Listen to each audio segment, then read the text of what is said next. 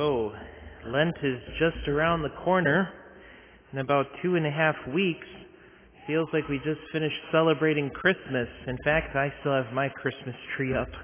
But not because I'm lazy, but because the Polish tradition has Christmas trees until February 2nd, on the day feast of the presentation of the Lord. So I'm not lazy, but it's tradition. Well, Lent is just around the corner. Have you thought about what maybe you want to give up for Lent? It's time to make some concrete decisions here, but that's not exactly what I want to talk about today. Let's talk a little bit about deserts. Not desserts, deserts. Moses led the people out of Egypt where? Into a desert.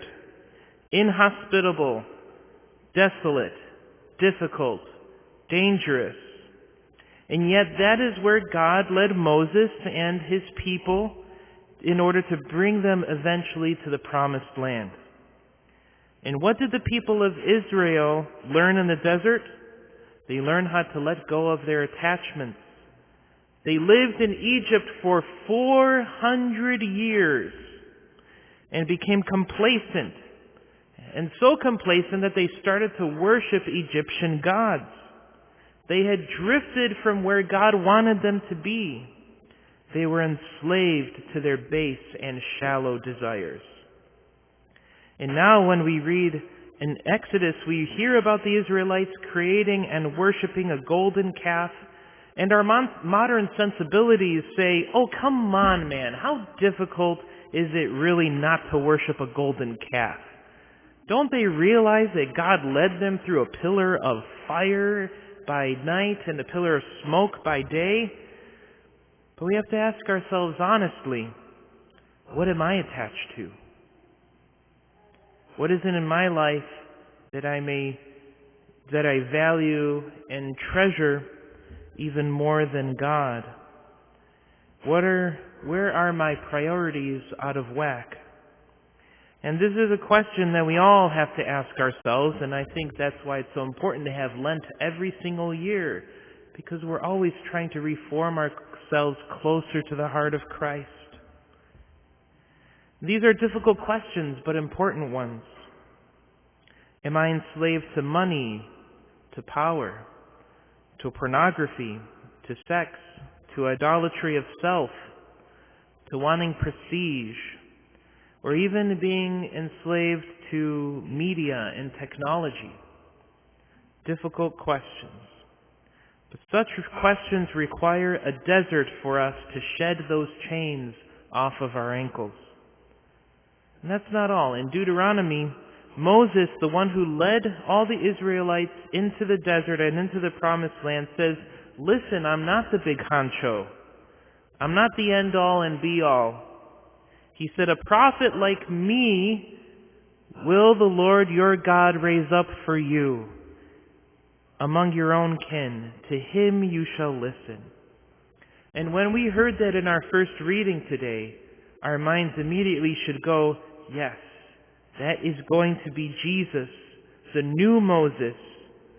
Now, Jesus did not lead people into a desert, but he led people out of their own sinfulness, and he's leading us out of sin and death itself.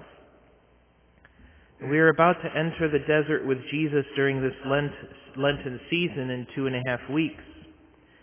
And Jesus, after being baptized, was driven into the desert by the Holy Spirit.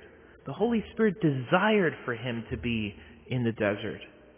Why? Not because Jesus had sin, not because he had attachments, but to give us that example that we follow him. Into the desert, inhospitable, desolate, difficult, dangerous. And that is what the desert offers, and yet that's where Jesus went. When we follow Christ into the desert to shed off the weight of our sin. And this brings up an image of the Camino de Santiago. I know that I have spoken about this many other times.